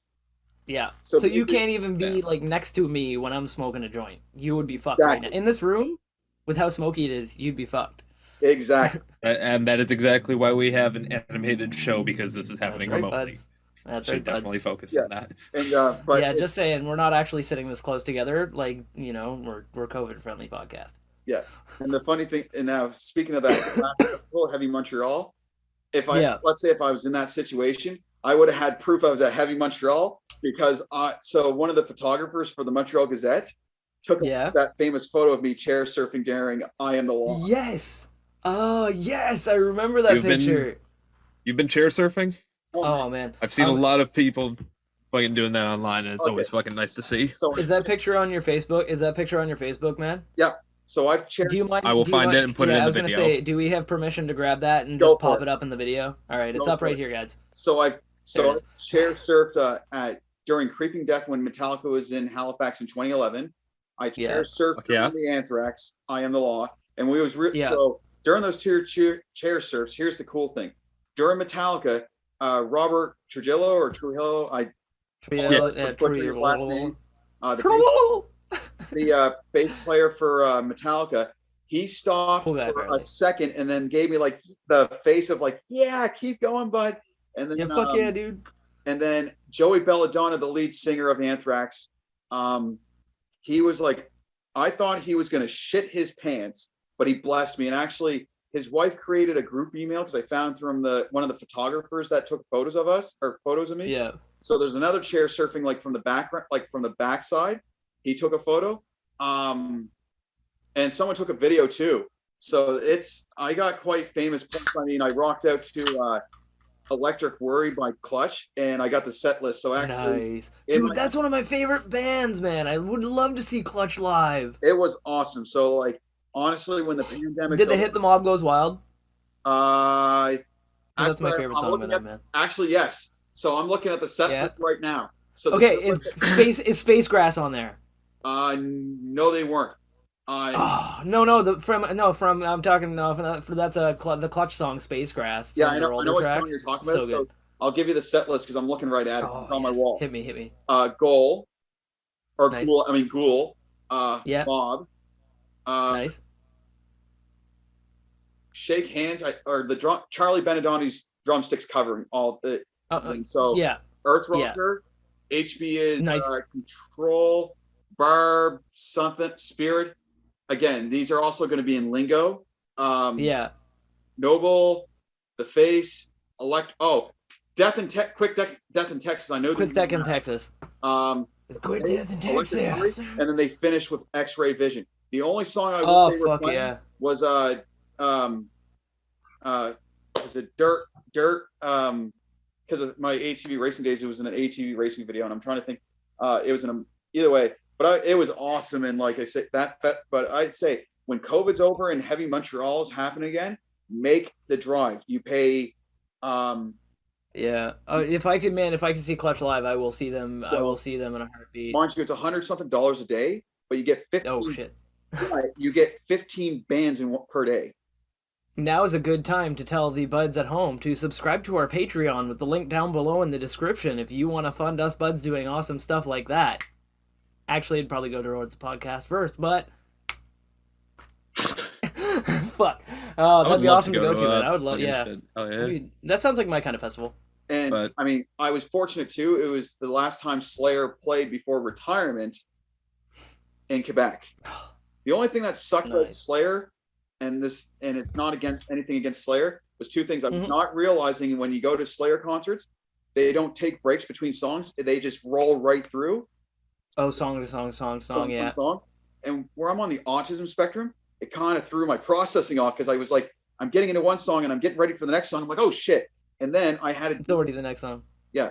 And then unfortunately I had to deal with a bunch of, I'm pretty sure, and I apologize in advance, Generation Z punk kids, because I had to fight my way through to get to the front row of the mosh pit, which was fine. Yeah. And I was getting bumped into, but that's part of the wheelchair life. And these guys were like, excuse me, can we get you to move, please? Because we're bumping into your wheelchair and it hurts. But I was in too good of a mood to be like, dude, let's trade situations. I walk, you wheel, and then we can talk. But I ended up getting, what happened was they got the security to pick me up. And then I just went to the side so I could still see Slayer from an unobstructed view. It was still a good time, but it kind of like took away. You want to be in the pit. Don't get me wrong. I like wheelchair sections because it's unobstructed. But sometimes these wheelchair sections are like 200 to 300 feet away from the actual band. So it's not quite like, I made sure when Clutch was coming, and when Anthrax, I was deep in there. And like I said, like, and the thing is, Metallica is my favorite band. I'm just going to be honest, right? Yeah. Oh, yeah. And Pantera and Anthrax are tied for second, and it's close, right? But seeing Anthrax live was like, it just like skyrocketed my love for Anthrax. And then I say Slayer and Megadeth and Motorhead and Ozzy. I was looking to do Ozzy before the pandemic because he was going to do a show in Maine. And I'm trying to convince a couple buddies, like, let's say when I got back from Switzerland, all right, we're going to Maine. We're going to see Ozzy before he retires. But unfortunately, before COVID, he's now living with Parkinson's, and I don't think he can sing anymore. But it was just like, man, I wanted to see Ozzy bad. Yeah, no, he's not performing anymore. He's pretty much gone. He's pretty much like said he's done. Like, you know, like he had to cancel a whole bunch of tour dates and everything else, and like he was like saying that he's going to reschedule them, but then they basically changed the rescheduling to a refunding. So they're like, listen, if it is gonna happen, it's not gonna be anytime soon because, one, he's super fucking old and he doesn't want to risk COVID. He's even said it on interviews. Right. He's like, he's old. He doesn't want to leave his house. He's like, fuck it, I don't want to go anywhere if I don't have to. And also, he's not doing well health wise. Like you said, he's got Parkinson's, and that makes it really difficult to tour. Even though cannabis has been noted to help with Parkinson's, look up some really interesting articles about that if you want to at home. Yeah. But it's so it really sucks too because like I mean I was happy. The one I was happy that I didn't miss was Rush. I went and I saw them on their last tour, and it was right before Neil Peart was like, I can't drum anymore. It was basically because his wrist issues that he's got, like the hand issues that he's been dealing with for the last like 20 years. Yeah. They caught up with him, and he said he's retiring. So they're not touring anymore. And so and I saw them, man, right before they retired. And that is one band that I was like so glad that I got to see them. I was like, oh fuck, man. And I feel so bad if I didn't. Oh yeah, I mean, I got to see Def Leppard ironically 2 weeks prior to the Heavy Montreal Festival, and it was awesome in Halifax. And they said they want to come back, and it's like, okay, because I know Halifax sometimes we have a hard time attracting those big shows. They stop at Toronto. Yeah, well, I should say Montreal, Quebec City. Yeah, that's true. That's true. They do stop in Montreal. A lot of the bigger bands do. I mean, but like most of the time they consider Canada to be like Quebec to BC. Yeah, and forget the fucking Northern Territories. Yeah. Well, I mean, I understand we're not as big cash cow for them. Yeah. But the thing is, when they decide to come to like Moncton or Halifax or whatever, they realize even though they're losing a little bit more money than what they normally would in another part of Canada, we're actually more appreciative of the show because we're just thankful to have it.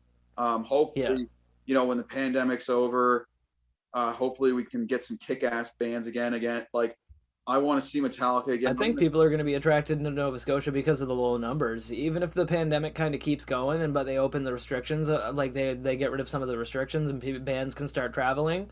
Like, I think they're still going to come to Nova Scotia because compared to the rest of Canada, our numbers are great. Like, I mean, they've gone up and down a little tiny bit, but they're great, man. But you got to we're doing good. But you got to look at it this way: we're also like a lower population density. Like, that's so true.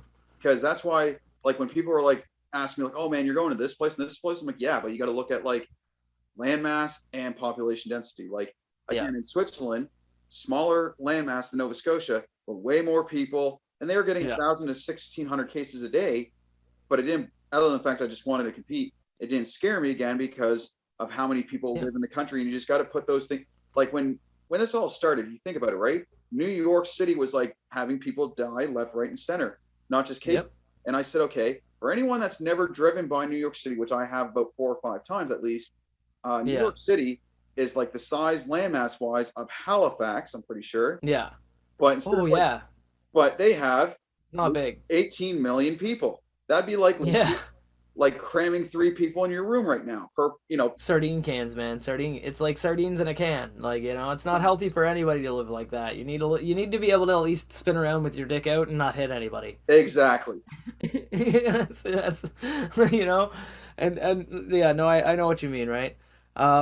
So getting back to the wheelchair racing though, like, I mean, I love music and everything else as much as anybody else. I do want to say, like, we were talking about your machine, your rig a little bit earlier. Yeah. Now, those can't. Now, obviously, you got a few sponsors and stuff like that and everything else, and you work with some programs and stuff. But those things must be fucking expensive.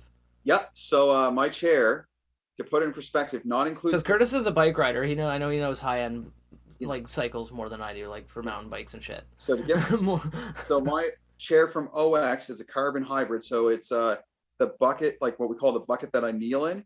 That's aluminum. Yeah. Some of the steering parts are aluminum, but the rest is carbon.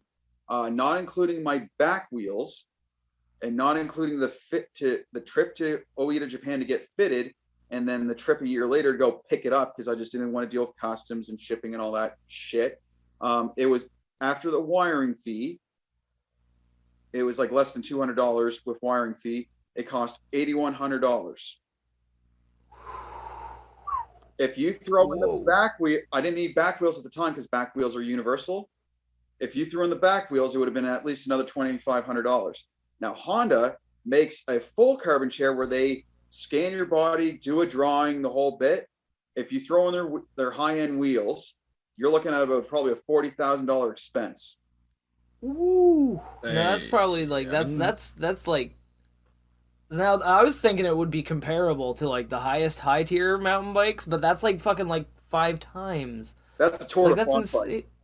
That's insane. Yeah, that is the Tour de France bike, man. That is the custom-made, scanned down to your testicles, fucking, or if you're Lance Armstrong testicle, like scanned every bit of your body to make sure it's as aerodynamically designed as humanly possible. Yeah, and that's obscene. That's a lot of money. And there's a few people that use it, and realistically, there's potential to make huge marginal gains, as my buddy Josh explained, because he's got the first one, which was like 25 grand. But again, like the thing about carbon fiber is there's no flexion in the frame, or less flex. And I can tell you, since I switched over, for the most part, I get out what I put in. Now, mind you, I'm due for a chair by next year or so. And the reason being is I've had this chair for almost 4 years. It's taken a lot of mileage and a lot of abuse. The other part of it is the thing about the Japanese guys, there's no room for error when they measure chairs. And we measured this one too tight, and I ended up getting like 2 ulcers that took me out. One took me out for 8 weeks, and the next one took me out for 3. Ironically, during the 3-week one, I was in Florida, and I just had to drive from Daytona right across the state of Florida to St. Petersburg for Carbon Bike brand to widen the bucket out by welding a butt on it. And the problem was the rest of the chair is carbon, so we couldn't modify that. So I'm always constantly screwing around with the toe in, toe out. And the other part of it is a lot of us run 19 millimeter wide tires. And prior to the pandemic, because cyclists don't use 19 millimeter wide tires, it's mainly wheelchair racers. Companies that make tires are getting less and less willing to make 19 millimeter tires. And I discovered that while I was needing some spare tires in Switzerland. Oh. So my next chair I had to get, so I need a better chair, like, so the rear end is the same width as the bucket, but also I need wider fenders so I can run 23 millimeter wide tires and potentially 25s.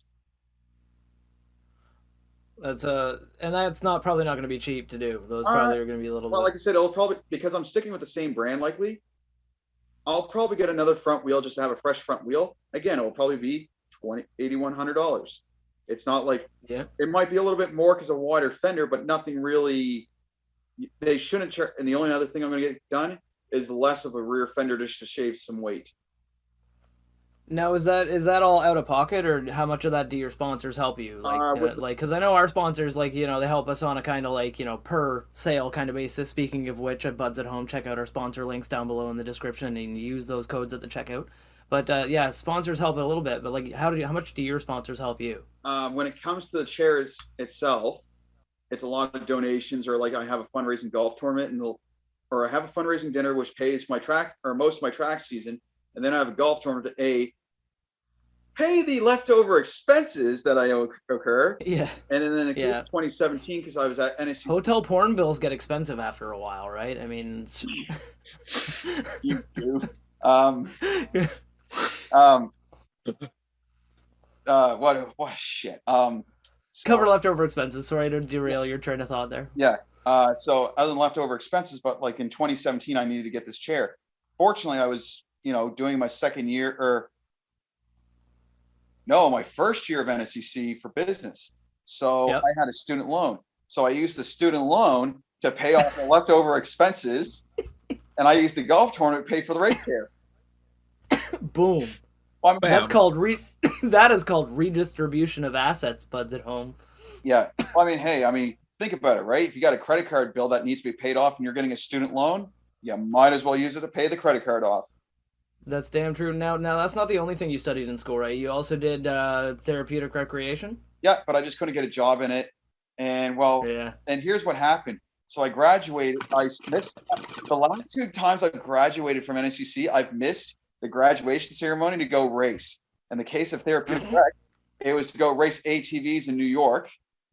Yeah. Not city, but new middle of nowhere, upstate New York. I'm talking about 45 minutes away from the Baseball Hall of Fame in Cooperstown, but no cell phone reception unless you were to steal unless you're able arcade.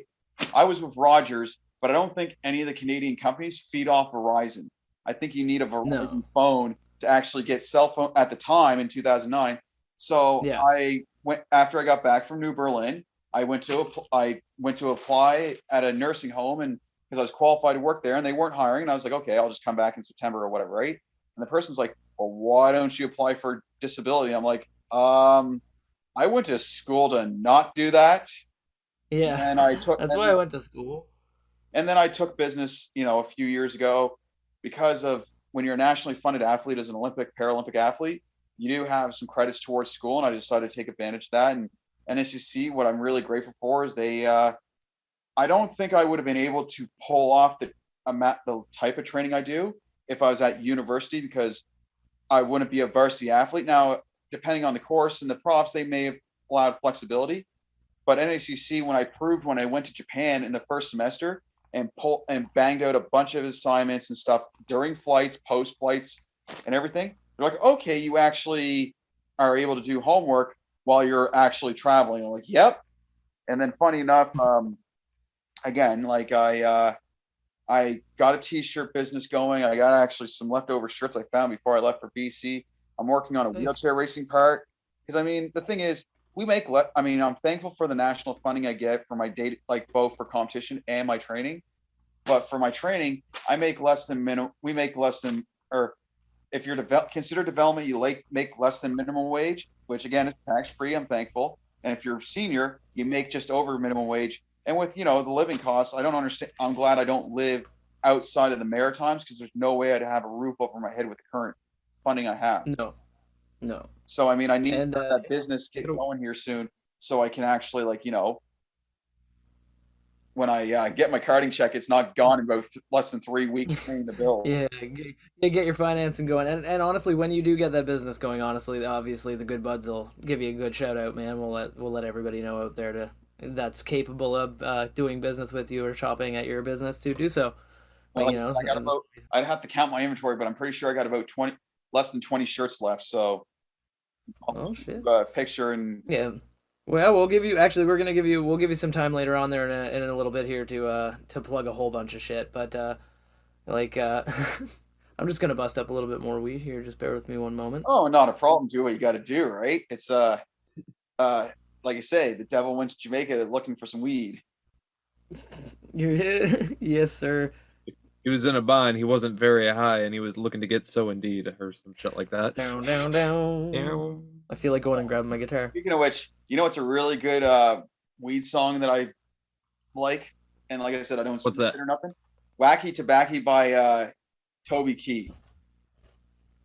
I don't believe I've heard that song. It's a good country song, and it's all about smoking, and he gives like all the different variants of weed, and it's like including like the stuff that my uncle smokes that will give you cotton mouth, and I'm like, oh my god, who would want to, like, to me it's like, yep, I'm gonna go smoke something that's gonna get that makes me want to have to drink a ton of water after I'm done. Hey man, water's good for you. Oh yeah, no, but you get what I'm saying. It reminds me. Oh yeah, no, that is one of those downsides that's like, why do I constantly do this to myself? But then I actually do it, and then I forget that I did it to myself. But then I go get some water because I'm thirsty. Yeah. Past Shank is an asshole. Present Shank is okay. Future Shank's an asshole. Shit happens. It's kind of hilarious. But again, I'm thinking, because I forgot that I bought some movies while I was in BC, while I was getting stuff in Walmart. I happened to see the final Rambo, and I was like, okay, I got to have that because I have almost every Rambo movie. I'm a Stallone fan. And then I saw, for $10, really? Because of what's been going on with Looney Tunes, I saw this. It's got Bugs Bunny, Roadrunner, Wile E. Coyote, and Foghorn Leghorn for $10 for 45 cartoons. I was like, oh yeah, I'm buying this before. Nice. I said, I'm buying this right now before cancel culture takes out fucking Bugs Bunny. I need this in my life. And I bought a Clockwork Orange. Actually, oddly enough, I think it's funny. I was reading an article about it, and someone was saying that they actually went through Bugs Bunny shit to try to find stuff that they like that people might find offensive, and they were like, honestly, Bugs Bunny is pretty much untouchable. They were saying that throughout, he's been like inclusive of like cultures and shit, but like culturally sensitive, but not like fucking like that kind of thing. And like they were like, no man, Bugs, even from the get-go, like from back in the day, aside from like the violence that he's been part of, like in some cartoons, he's like untouchable. There's a few episodes that he's done that are, definitely questionable. Yeah. And and they're called banned cartoons for a reason. Yeah. But yeah, no, it's like I said, I bought those, and I mean, A Clockwork Orange is a classic, right? So I mean, oh my god, yes. I mean, there's a bunch of stuff like that, but at the same time, we also have to remember there was a point where Donald Duck worked for Hitler. Exactly. And didn't Daffy Duck, was it Daffy Duck 2 work for Hitler, or was he just a guy that fought Hitler? Daffy Duck fought Hitler. Yeah, he was, And no, Donald Duck was in the Navy. Yeah, Donald Duck was in the Navy, in the United States Navy. Yeah, because he fought Hitler as well. He was a Marine, yeah. Because he was in the Navy, and he went... No, I'm talking about the commercial, or I'm talking about the actual episode where Donald Duck, was a fucking Nazi. Oh, that one. No, yeah. Well, because Walt Disney was an outspoken anti-Semite. Yeah, it's true. Yeah. He was. Yeah. Well, yeah, it's very true. Well, it's not just that, but I know, like, I had the cartoon because I remember having like this 6 hours worth of cartoons, and there was this one. Yeah. But they referred it because we were kids, like because they're trying to appeal to kids. They refer the Nazis the X's, and then the X's or whatever. And Donald Duck first went as an X's, and then he was convinced to be an American, or fight for the Allies and whatnot. And of course, the Allies win and everything. But mind you, again, Walt Disney was definitely. Oh yeah. Hey, some of the most famous people are the biggest douchebags, right? Well, history is full of them, man, and the present is too. Like that's the thing is, it's like I think I remember reading a thing on the internet where it was like, how about we stop making statues of people and naming things after people? Period. Like go with the tattoo policy. Don't get somebody's name tattooed on you ever, and don't get anybody's face tattooed on you ever. Like, I mean, unless you're Steve-O, then you can get your name your own face tattooed on your back, right? That's fine. But like, And you can also get your name tattooed on your ass. and you can get your name tattooed on your ass, right? If you want to, right? But like, it's like, but like, don't go with the tattoo policy. Just no names, no faces. Just don't worry about it. You can write them down in books. You can write them down everywhere else. You can teach them in schools. Do whatever you Take want. a But picture. just take You a got a picture. smartphone now. I know, take a picture, right? But like, but we don't need statues of people anymore, folks. I mean, that's land that could have gone to a bench. Hey, with the exception, but there is still. I will say there's one statue that should never be taken down, or other than sports ones, for the sports arenas like the Yeah, and all of course. that, is the Rocky Balboa one, because that's Yep. Oh, never. Dun, dun, dun, dun, dun, dun, dun, dun. Oh yeah. Now, question. That question. one's staying there. Now there's a lot of fucking stairs on that building. Is that building wheelchair accessible? probably not.